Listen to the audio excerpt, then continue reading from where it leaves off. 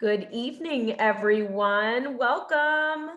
We are so thrilled to welcome you to our adult education this evening with Stacey Crowley. My name is Amy Lerman. I am a speech language pathologist and community outreach coordinator at the Parish School. Tonight, we are going to be taking a deeper dive into emotional intelligence for 2021 and beyond. We were so excited to get a little bit of almost like an appetizer of what we're going to take a deeper dive into this evening earlier today at our fall luncheon as Stacey delivered her keynote. That said, I want everyone just to take a minute to get into the Zoom. And as you're doing that, I'd like to tell you a little bit more about our speaker this evening. Stacey Crowley is here from Asheville, North Carolina.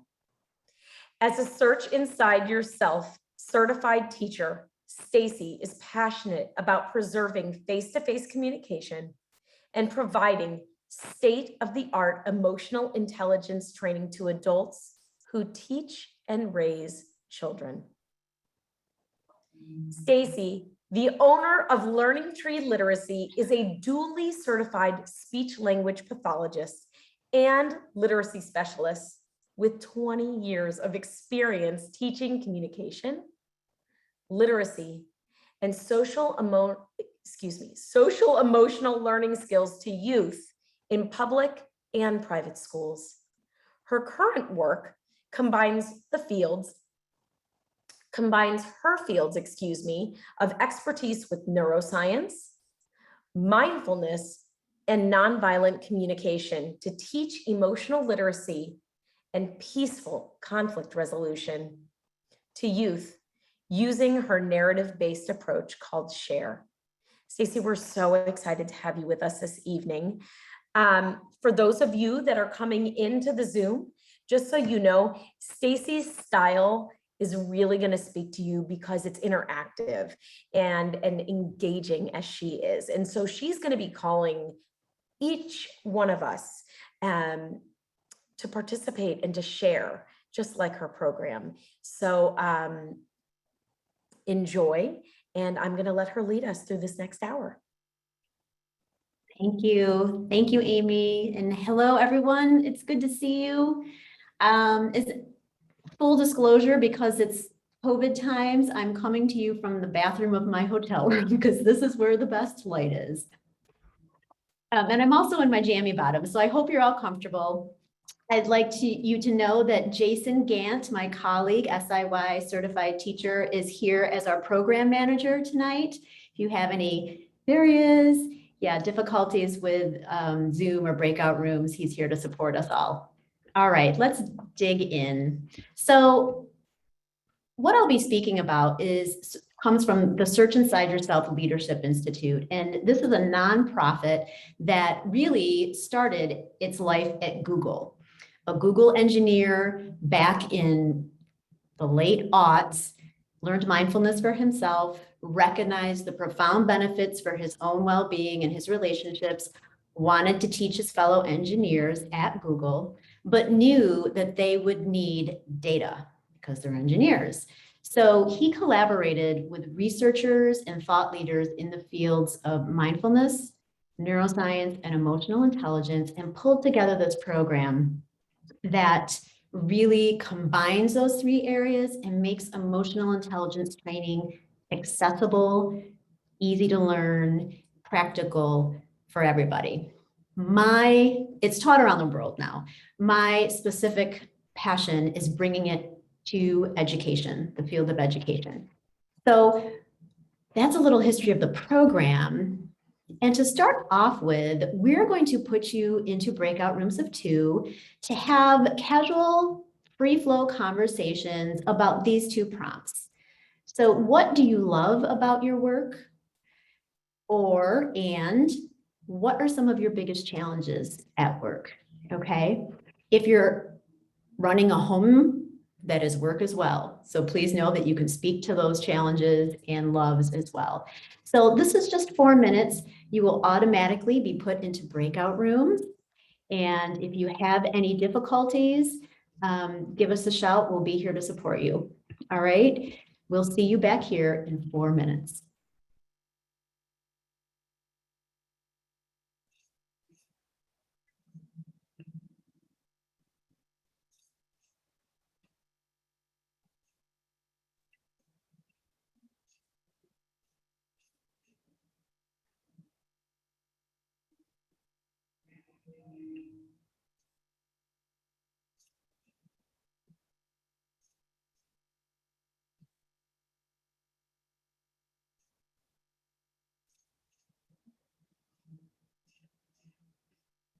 We haven't gotten the breakout invitation yet. Not sure. Oh, thank you for telling us. It was so quiet. I thought everyone was You out. should have received it. I see some people entering. Oh, I see. There they go. It's laggy. Just so you know, I didn't go because I'm still admitting people.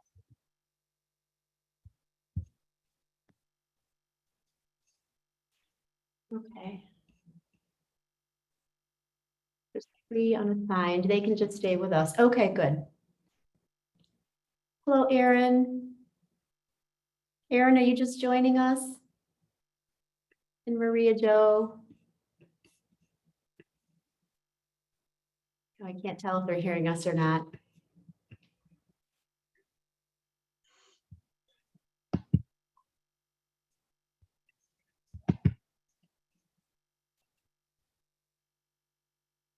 We've got about 3 minutes left, folks. We've got people talking about what they love about their work and what some of their biggest challenges are. And so as we're waiting for folks to come on back, you can be thinking about that for yourselves. What do you love about your work and what are some of your biggest challenges?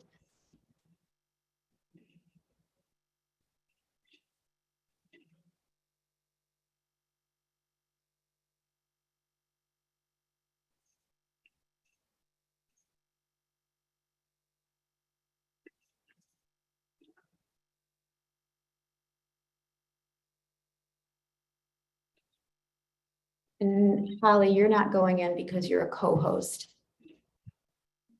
Does that make sense? Yeah, I'm still admitting people too. Yeah.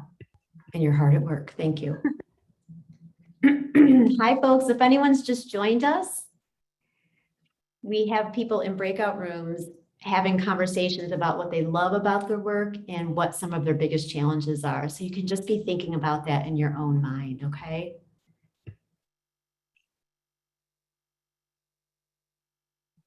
And everyone will be back in about 1.5 minutes.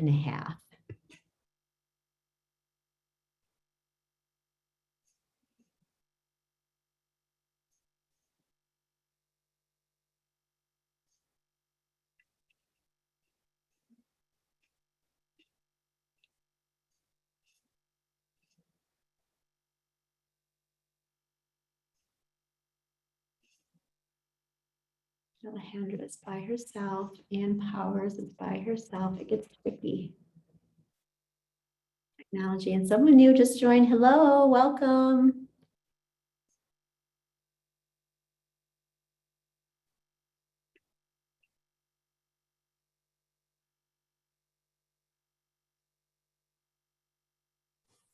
Hey there, Jason. It's Hyann. I was actually in a group with Ann Powers, and I think I accidentally got kicked out. I don't know if you can add me back in her group.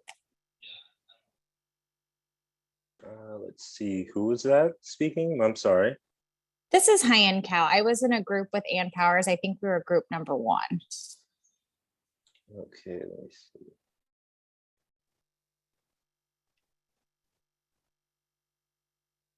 What was your name again? It's H Cow. It's actually, there's only 15 seconds left, Hyann. Oh, Okay, I see. no worries. Okay, no worries. Sorry Yeah, about we that. talked about it. No, it's my fault. No worries. Okay.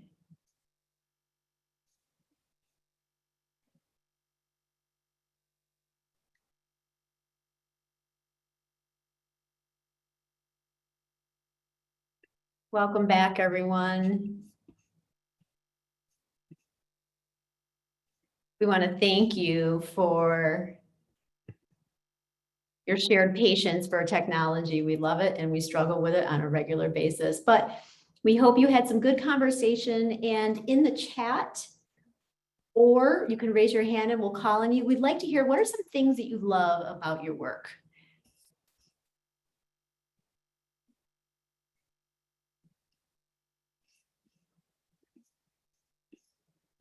Anyone feel brave enough to raise their hand? The students we serve. Thanks, Anne, another educator. I'm guessing. Yeah, we love working with kids. Great talking to you. Oh, okay, welcome back. We got some breakout room lag, so thank you for your patience. We'd love to know, what are some things that you love about your work? You can type it in the chat. Raise your hand if you'd like to speak aloud.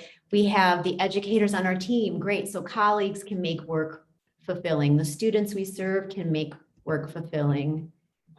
Anyone else who's in a non-educational role, even connecting with other people. Yes. Okay. So people can be a big high point for our work. And so we also have challenges, right? Who would like to share some challenges that they face at work? You can go ahead and chat as well, or raise your hand. Ooh, Danielle, please. Good evening, everyone. My biggest challenge currently is not receiving health benefits or the benefits that come along with, such as retirement, 401k, and vacation time, sick time. So that's what I miss about not being a full-time worker. Yeah, super stressful, I would imagine too, Danielle. Thank you for sharing. Absolutely, that's a stress, a challenge. Anyone else have a challenge they'd like to share? I'm curious if anyone has a work-life balance situation going on that might be tricky. Yeah. Okay. Thank you. Thank you for participating. And we'll move along now. You know, we talked about this at the keynote today, but often we arrive in a location in our physical body, but we can be worrying about the future, ruminating about the past. And so we'd like to take just a minute to use the tool of our attention to fully arrive in mind and body here together in our shared space. So to do this, I invite you to set down anything that you're holding, and you can either stand or have a seat. And to begin with, I'll invite you just to take a couple deep breaths.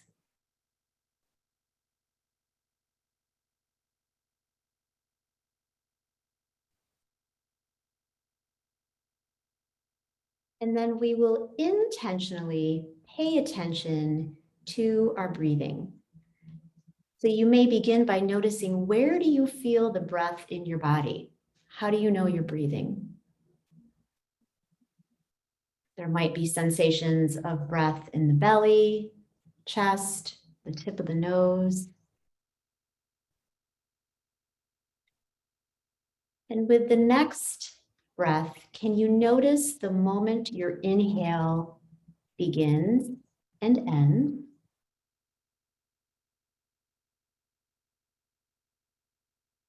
Can you now notice the moment your next exhale begins and ends?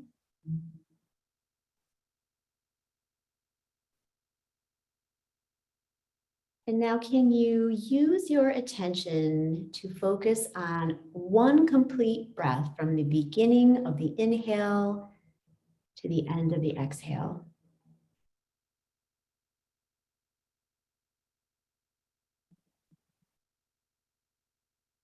How do we know we're breathing?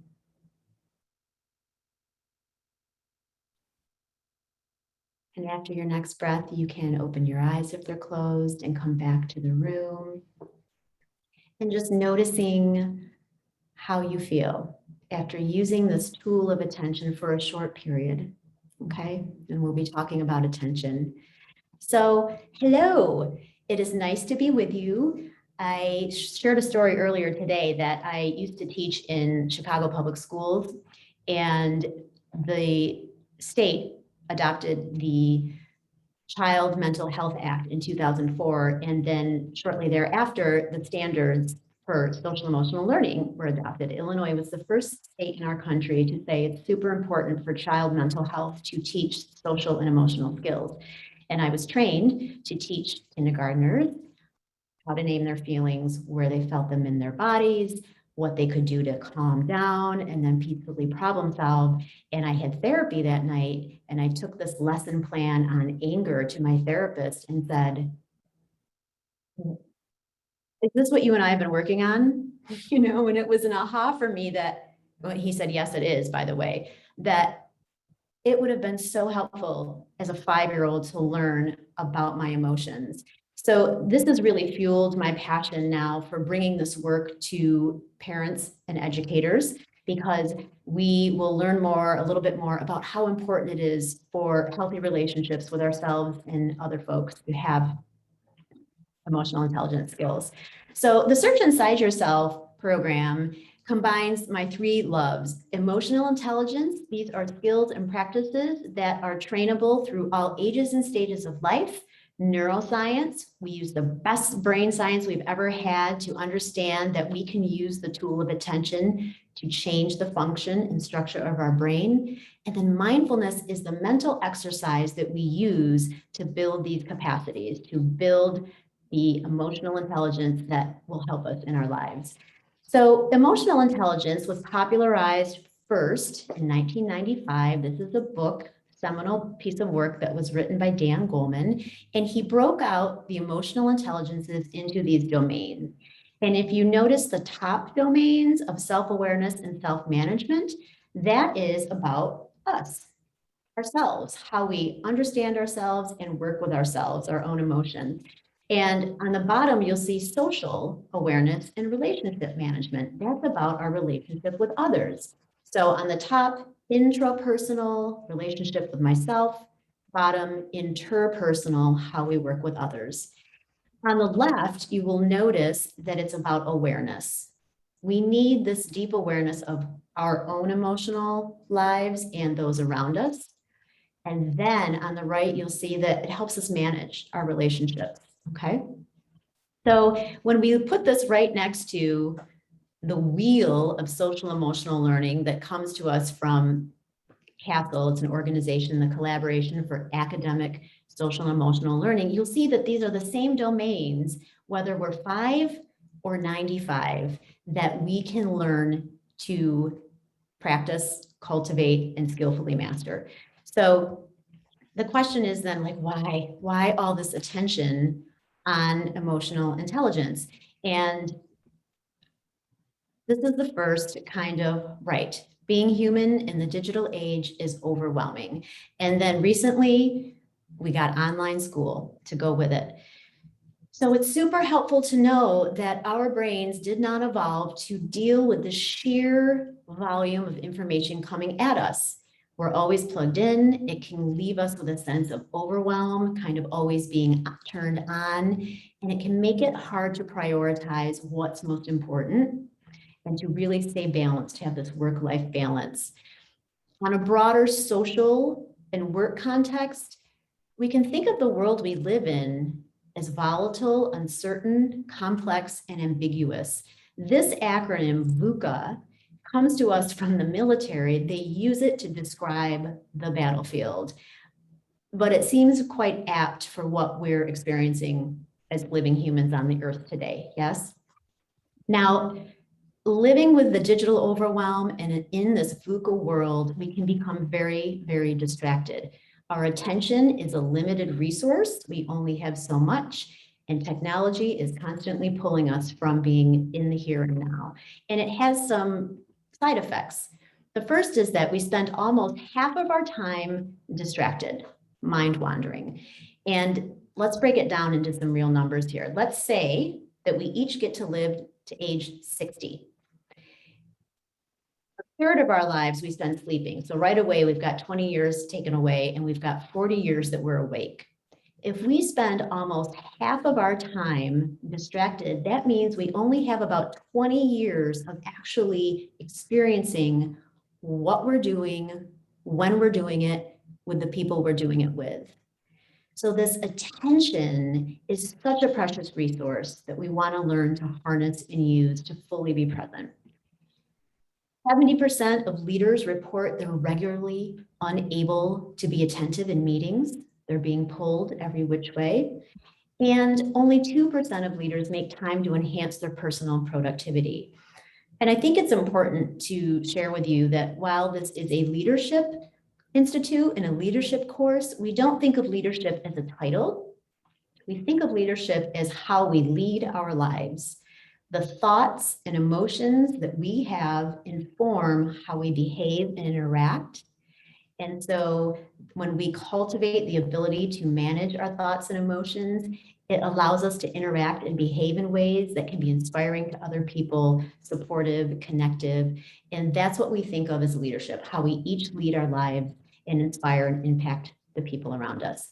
So we live in the age of distraction, and the result of that distraction is that we can begin to work on what's called autopilot, right? We just are in a habit of doing things and we kind of go with the flow, and we suddenly find ourselves not really thinking about what we're doing. And you might recognize some of these traits, right? Autopilot, your attention is in the past or the future. We can be easily distracted, less aware of what's going on around us, and we can act on habit patterns and assumptions, right? My favorite example of this is driving in a car. Has anyone here ever gotten in a car, intended to go to one place, and found themselves habitually driving to a workplace? Amy's like, yes, right. Autopilot is not a bad thing. If our brain had to think of every single thing and pay equal attention to every single task, from putting toothpaste on the toothbrush to brushing our teeth to rinse, I mean, it would be overwhelming. So it is something that our brain does to be efficient. At the same time, it can take us out of the present moment. And so we want to find space to be fully present in the moment and make choices so that we can do that. This is a quote that we like to use, and it is used in Stephen Covey's book, which is The 7 Habits of Highly Effective People. But he is quoting Viktor Frankl, and Viktor Frankl is a Holocaust survivor who was also a psychologist, and he was studying human behavior in the worst of human conditions. And what he noticed for the people that survived, many of them, what they were able to do is choose their response. So his quote reads, "Between stimulus and response, there is a space. And in that space lies our power to choose a response. And in that response lies our freedom and our growth." That means there's a stimulus, and instead of reacting, there's a stimulus. We can take a couple breaths, create a space, and choose a response. So this power of choice really is the launching point for becoming more mindful and more self-aware. So what do we do to get off this autopilot that we find ourselves in? What we suggest is mindfulness. Mindfulness in this context is a secular practice that is paying attention on purpose to the present moment with kindness. For kids, I always say, this is my headlamp because I live in the woods. This is the shining the light of attention. When we're paying attention on purpose to the present moment with kindness, what we're finding is that we can become aware of what's happening in our mind, in our body, in the environment around us. And when we can cultivate this ability to become aware, what we notice is that we can shift from autopilot to awareness. Super helpful. So the awareness is important because the first domain of emotional intelligence is self-awareness. The ability to know what's happening to us, within us, as it's happening. This is Dan Goleman again. the author of Emotional Intelligence, and he defines self-awareness as knowing one's internal states, preferences, resources, and intuitions. And by internal states, he means our emotions, our thoughts, what's going on with us. And this is interesting because I grew up just like you guys, and my first emotional intelligence training happened in childhood from my family.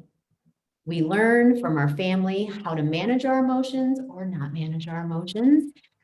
When my family got angry, everyone went silent, right? And we didn't talk about it. And so it's really helpful, especially if we came from a background where emotions were not to be talked about or even felt, to know that there's power here and it's the beginning of greater emotional intelligence.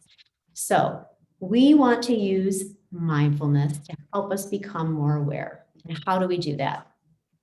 Well, this practice of paying attention on purpose to the present moment with kindness can be done in two ways. The first is an integrated, in the moment practice. These are short, portable practices that we can use when we need them to get grounded in the present moment. The next is at the gym kind of dedicated practice. So think of it as going to the gym, except it's a mental training exercise. You set aside time, you dedicate time to practice paying attention on purpose. So if setting aside time to practice mindfulness is like going to the gym, the integrated practices can be thought of like taking the stairs instead of the elevator, right? In the moment, choosing fitness, using a tool so that you can use what you're learning and doing with your brain to help you when you need it in life. It's not helpful to be able to meditate for hours at a time if you can't bring it into your everyday life and use it when you're activated in a moment, when you're struggling with another human being. So we've got two practices that we look at. An example of the micro practice is a practice here called 3 breaths. And I'll read it and we'll talk about it and then we'll practice together. 3 breaths is really just creating the space between stimulus and response. Instead of stimulus reaction, stimulus impulsive reaction, right? And we want this for our kids. We want them to not be impulsive. We need them to learn how to build some space. 3 breaths gives you the space between stimulus and response that you can choose. So it goes like this. You notice something happening, you're activated. First breath, pay attention to the sensations of breathing. How do you know you're breathing? The second breath is relax the body. Notice tension, usually it's jaw, shoulders, maybe hands. And the third breath, it's helpful to ask, what's important now, right? So I'll invite you, we'll do it one more time. I invite you to either close your eyes or have a soft gaze and put anything down. You might imagine yourself today, perhaps in a situation where you found yourself activated, having an emotional response, irritation, frustration, anger. Driving the car is always helpful for me for this practice. So imagine yourself being activated and just stopping, taking the first breath, noticing your breath. Second breath, relaxing tension that you feel in your body. Third breath, asking, what's most important now? And then coming on back when you're done. And I'd like to hear in the chat, when might this be helpful for folks? For me, it's driving in the car. And when I get to what's most important now, I can remind myself, safety, getting where I'm going, safety, and may they be safe too. So, ooh, Jason, I like when, what's important now? Thank you. So, any other ideas where this might be useful? This is a tool that you can take with you and practice tonight or tomorrow. Either raise your hand or type it in the chat. And my teenager is pushing my buttons. Thank you, Alejandra. Absolutely. Teenagers. I'll even expand it and say when another human being is pushing my buttons, right? Yeah. What about a work situation? Does anyone ever get activated at work?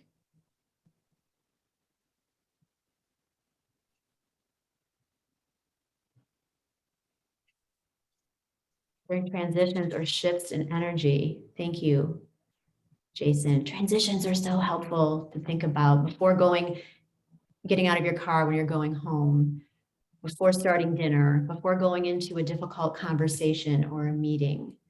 Okay. So thank you. 3 breaths practice. Super helpful to start building this awareness. So let's just talk a little bit more about mindfulness. Has anyone heard this word mentioned lately in the media? It's kind of everywhere, right? And this slide just shows us the sheer number of articles that had the word mindfulness, of research articles that had the word mindfulness in it. So over the past 20 years, this hockey stick shape really just shows us there's been a lot more study on this subject. And not all of the research is good. There's always bunk research, but some of it is actually helpful and informative. And I just saw Justin's comment, when my child is exercising defiance. Absolutely. Okay, so back to the research. Lots of it being done. And a lot of it is focusing on something called neuroplasticity. This neuroplasticity is a wonderful finding because we used to think that our brain was done developing when we were out of childhood. And that's just not true. What we're finding is that our brain can change in structure and function through our whole lives based on what we think, do, and pay attention to. Our brain is plastic or pliable and able to change. So this finding is key because when we know that we can focus our attention on purpose to the present moment with kindness, we find that we can start changing how our brain works, how we function, and that can be super helpful for our well-being. So this is a study that looks at something called the default mode network. And that is the network in our brain that is activated when we're thinking about ourselves. We are each the main character in our own life story. And when we are not fully engaged in a task, who are we thinking about? Ourselves, what other people think about us, what we think about other people, right? And this kind of self-obsession that we all have can lead to worry, rumination. So what this research study found, when they put novice meditators and expert meditators into brain scan machines, what they found is that this default mode network was less active for the expert meditators. There was less of that mind wandering and self-referential thinking, which means they were able to stay in the moment. And if you're fully in the moment, it's mutually exclusive with worrying about the past or future, right? Being here and now with what is happening, you cannot also simultaneously be worrying or ruminating. So they found that there was this greater ability to stay here, to not get into that default mode network, and that there's greater connectivity between the attention management regions of the brain and the default mode network, even when at rest. So meditation over time for expert meditators allows them to stay in the present moment, which means less suffering, less self-referential thinking. That's really helpful for us because if we're one of those people that's always stuck in the past or the future, this is helpful to know, okay, I can train my brain to be here and now. This is another study that looked at anticipatory stress. And so the brain on the left side shows the amygdala. That is the key center in the alarm center in the middle of our brain. This is a very simplified explanation. But that alarm center goes off when we're in danger, when we feel pain. And for this experiment, they actually took expert and novice meditators and they gave them a series of shocks of like hot zaps to the forearm.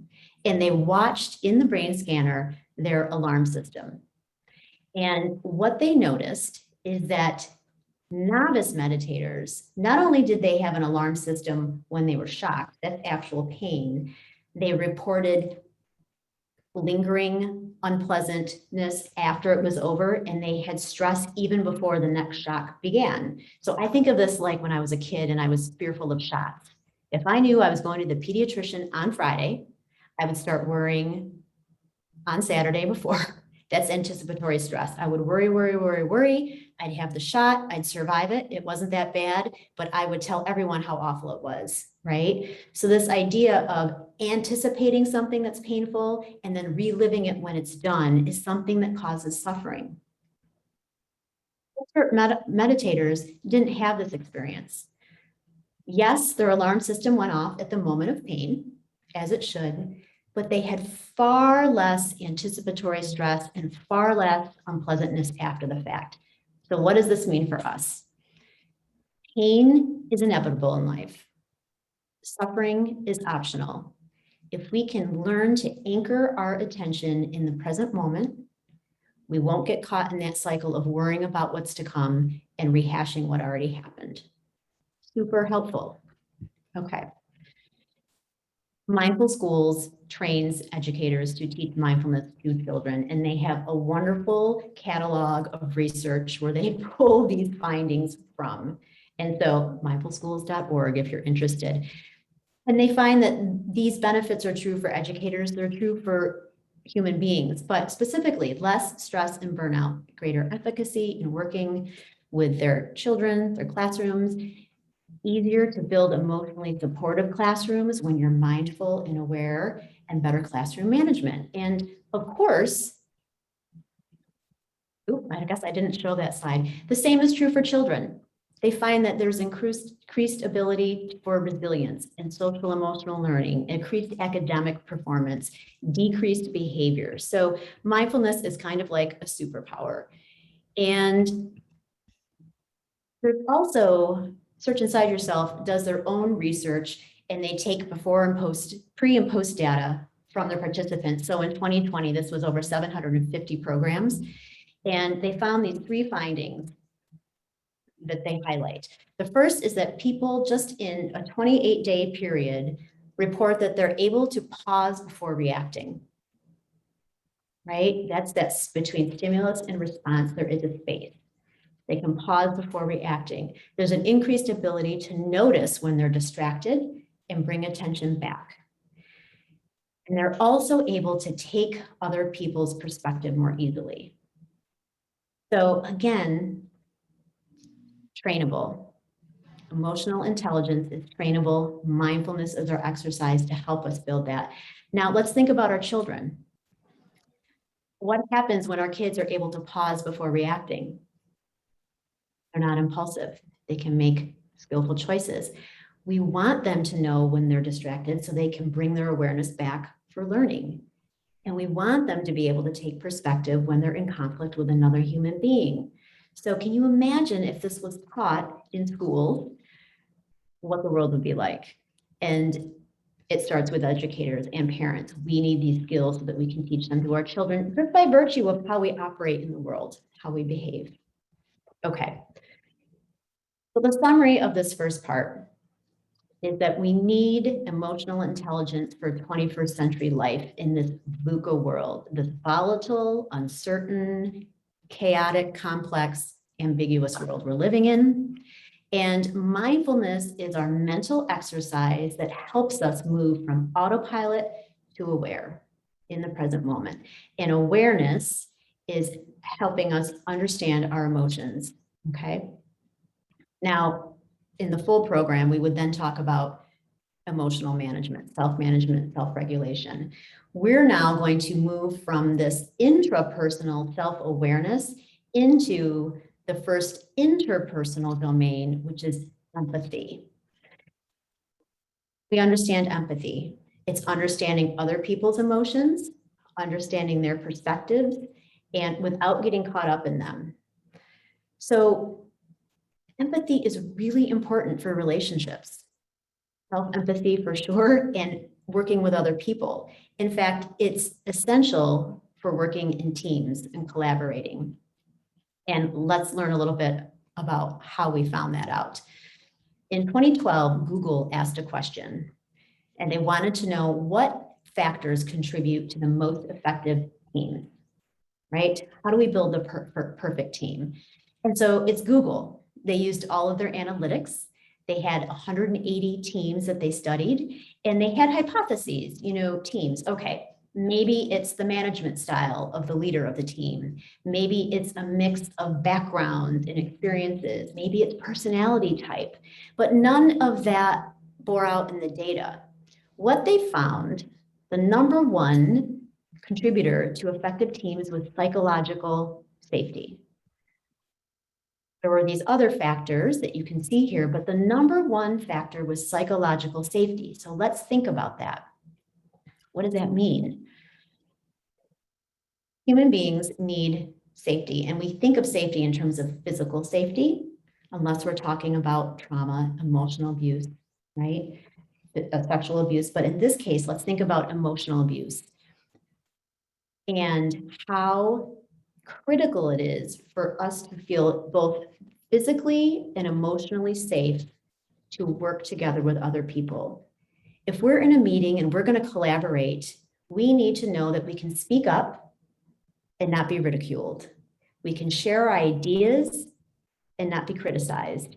We can be our authentic selves and be held in a safe space where we are heard and understood. And of course, if we think about it in that way, of course it's critical, psychological safety for teams. All creativity, all innovation, all work together, the good work comes from the ability to trust the people around us, to feel safe in our own skin and with others, to arrive and be seen and understood. In families, there's a whole field of attachment theory now. When we're small, we need psychological safety within our families. We need to know that mom and dad aren't going to blow up at us out of the blue. It's unsafe when that happens. In schools, we need to know that we can take risks and raise our hand and take a shot at answering a question without being told no in a way that makes us feel ashamed of what we've done, right? So the psychological safety is important, and I could talk for 3 days on it, but I'm going to move us along, okay? All right, let's circle back. We've talked about these autopilot traits that keep us from being fully in the moment. And we have said that mindfulness is the tool that helps us move from autopilot to aware. Now, empathy is the tool that helps us become aware of others.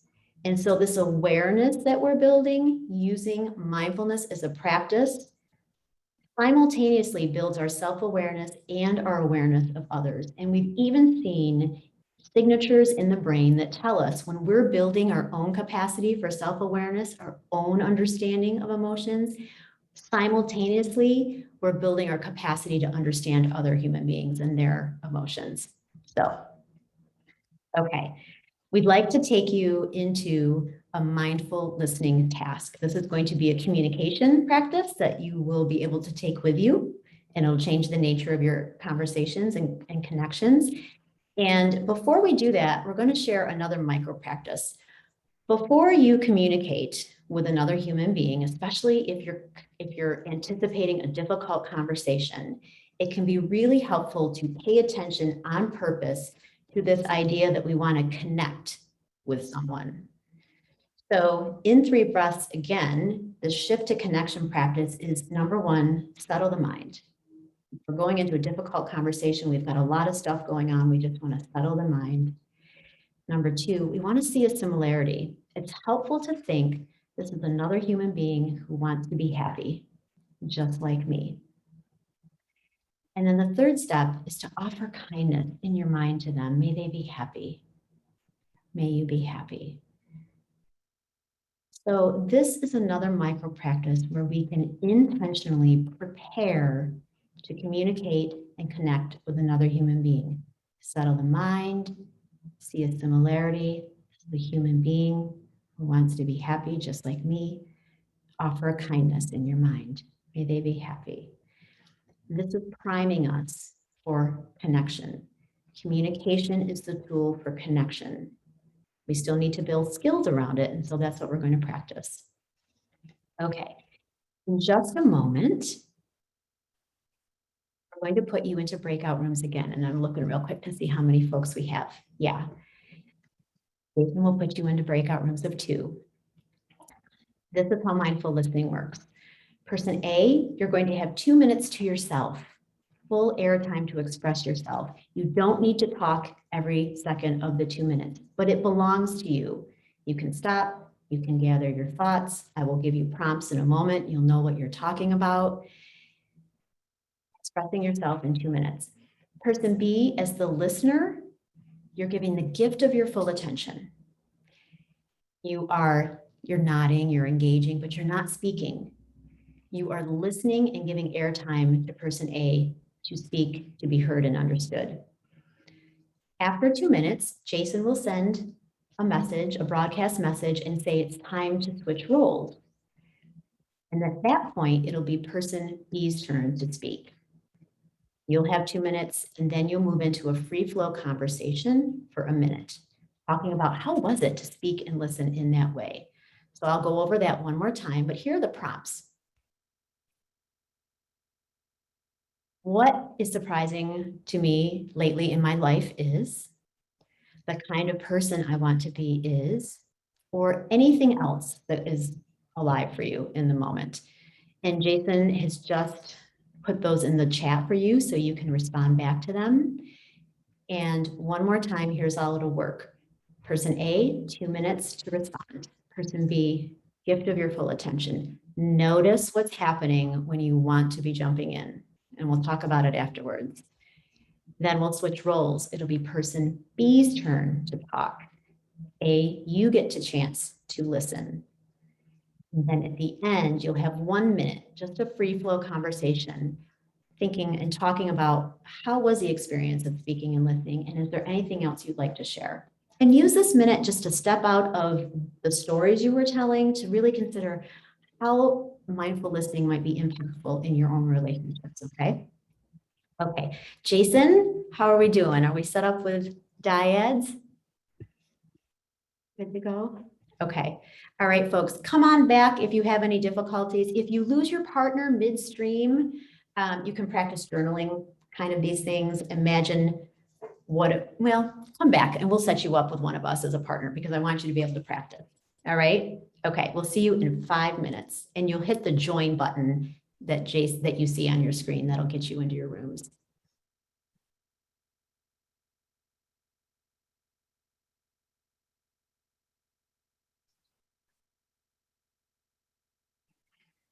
Jason, I see him in a room. Do you want me to go talk with someone?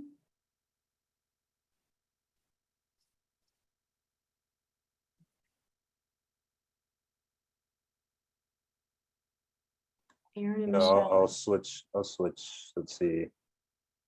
Oh, Aaron and Michelle are together, but they're not joined yet. Sometimes there's a lag. And Amy's still here. And some folks are jumping off or switching, Yeah. which is the trouble. So I'm going to switch Alejandra to room 7. And Aaron and Michelle, are you here? This has happened before. I bet they're in a room together and it doesn't look like they are. I don't know how to join. Did you not get a button? No. Maybe because you're the host. Are you the host now? Uh-huh. Yeah. Talk to me. Oh, I'll be your partner. what is surprising to me right now is how intuitive this practice is and how easy it is to let go of it.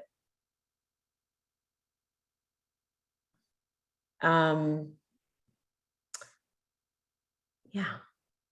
And I told you that I'm working on my listening. So I think if I put more space by doing the micro practices and the 3 types of breathing, I think I would have a better chance of being a better listener, which is who I want to be.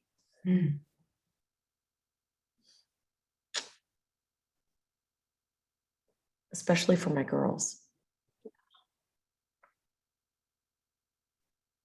Okay, thank you. I see Jason's typing. It's time to switch, right, Jason? So let's see, what's surprising to me? What's surprising to me lately is kind of the flow of opportunities to share the work that I'm passionate about after a couple years of some crazy illness and recentering with what's most important.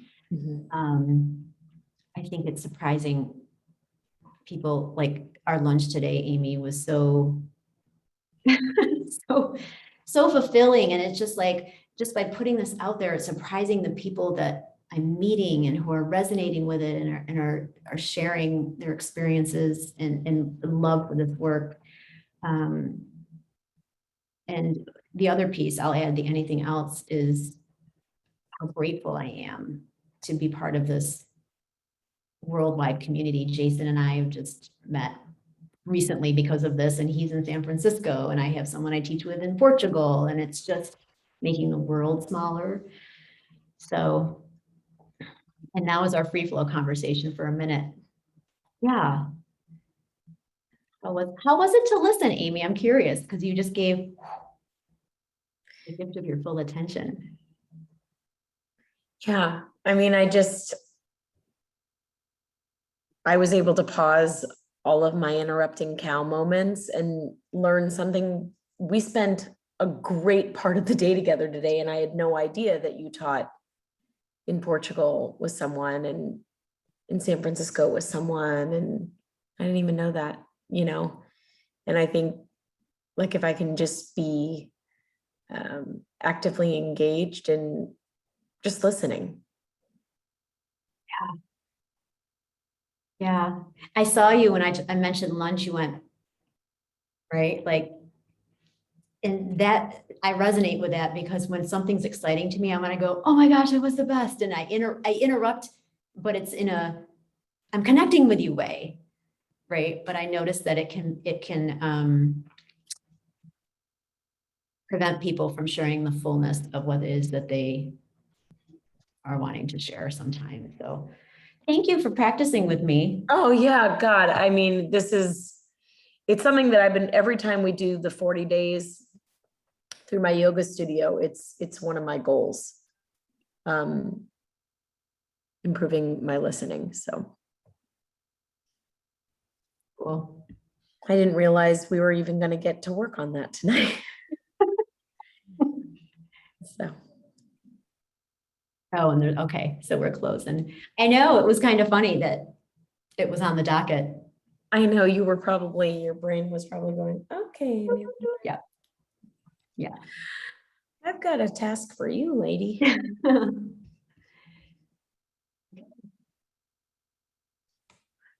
How are we on time? Good, we're good. Need to mute myself. Welcome back, everyone. Yeah. Hello, you were just yanked out of your conversations, but welcome back. And we'd really like to know what observations you had. How was it to speak uninterrupted? It could have been uncomfortable. That's totally allowed. And how was it to listen without interjecting? And you're welcome to type in the chat or raise your hand. Nice and pleasant. Okay, Marcy. Marcy, I'm curious if it was as the speaker, as the listener, or both.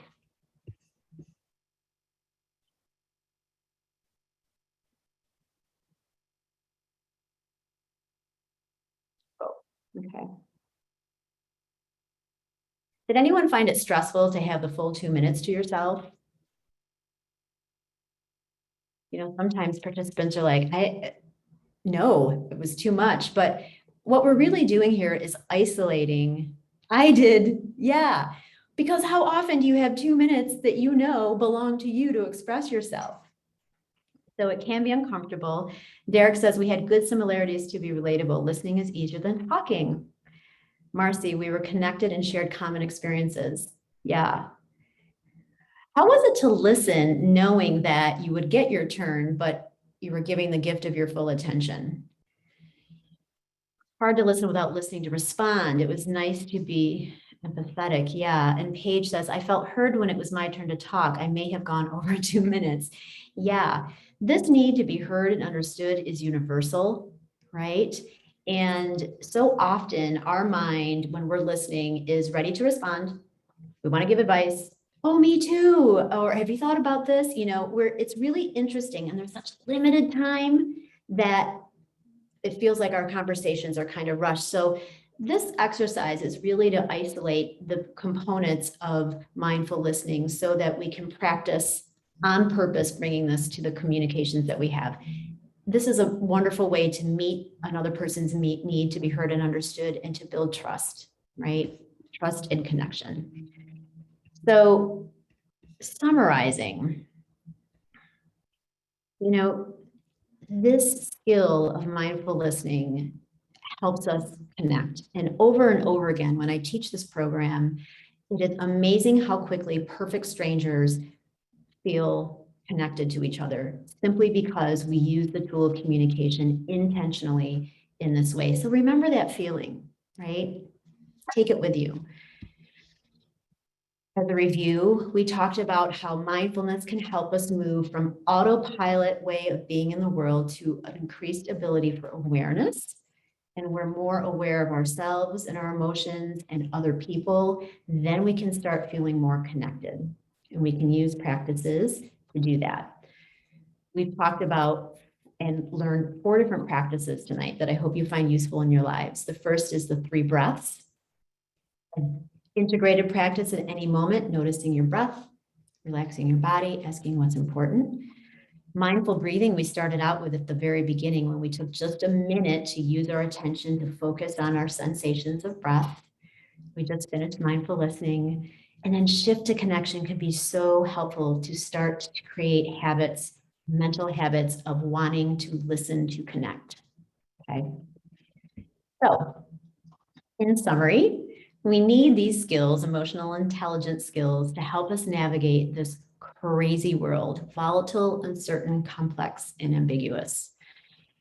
Mindfulness is the mental practice that helps us move from autopilot to aware. And the research just is showing us that over time, we can develop, change the structure function of our brain so that we have the ability to stay grounded in the present moment.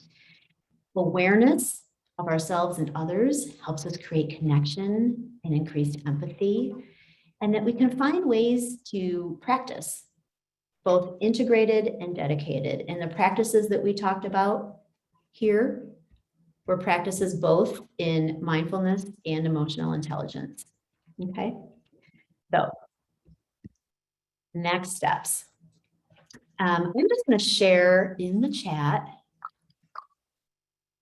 I'm going to stop sharing my screen actually so I can see everyone. And I would love to see everyone's faces as we sign off together. In the chat, I'm going to put, oh, it's dark. 2 things. The first is a link to kind of the scope and sequence of the full 2-day training that I'm passionate about bringing to adults. But we also teach it to organizations. And I'm so interested in creating win-win philanthropic endeavors for folks. If you're working in an organization and you think this could be helpful, if you bring in educators, we give you a nice discount if you save 20% of your seats, right? Really giving educators equitable opportunity for these practices and this training. And then there's my email. So please email me if you have any questions. Thank you for your time and attention tonight. It's nice to see your faces now that I'm not running a PowerPoint. Hello, hello. Hi, Derek. Hi, Marcy. Yeah. Hi, Justin. Good. And I see some folks here, but not your faces. But thank you for your time and attention. After a long day, kudos to you for showing up. So just an ending, and I'm going to hang out afterwards if anyone has any questions, but let's just end together with a 3-breath practice. you're moving into the rest of your evening. So on purpose, paying attention to first breath, the breath of life. Where do you feel it in your body? Second breath, relaxing any amount. Third breath, asking what's important now? When? What's important now as you transition into your next activity? Is it to connect, to rest, to watch television? Being intentional about your next act. And then coming back. Oh, Paige, your camera's not working. That's okay. I'm glad you were here. And dropped my phone, Maribel, this afternoon. And you cracked your camera. Okay. Empathizing with you. Thanks for coming, folks. If you want to hang out and ask any more questions, please do. I'll be here. And if not, take good care. Thank you. Yeah. Stacey, thank you so much. It's just been, I think, so many things for all of us that have been tuning in, either for this afternoon and this evening, or some of us who are just joining right now. I know that there are so many practical takeaways that I think we can agree that we would benefit from just taking a minute to breathe and putting that space into our lives to allow response. Gosh, I'm so grateful to you for your time. And for those of you who are joining us, please stay tuned for our next adult education opportunity. As you know, we will be emailing those things out. We will be Instagramming, we will be Facebooking, and we will be absolutely trying to connect with you, because that's what we always hope to do at the Parish School. It is part of our mission to bring quality and just fantastic adult education opportunities to parents, caregivers, and professionals. And our community is just so dear to us. So thank you for tuning in. Also remember to subscribe to Unbabbled if you want to hear more from all kinds of industry experts that we have included in our network and information sharing. It's just the best. If you have questions, I'm going to put myself back on mute. As Stacey said, she's hanging out. That's the coolest. So if you want to stay here and talk, I love that. It's a Parish School hangout with Stacey. Thank you so much.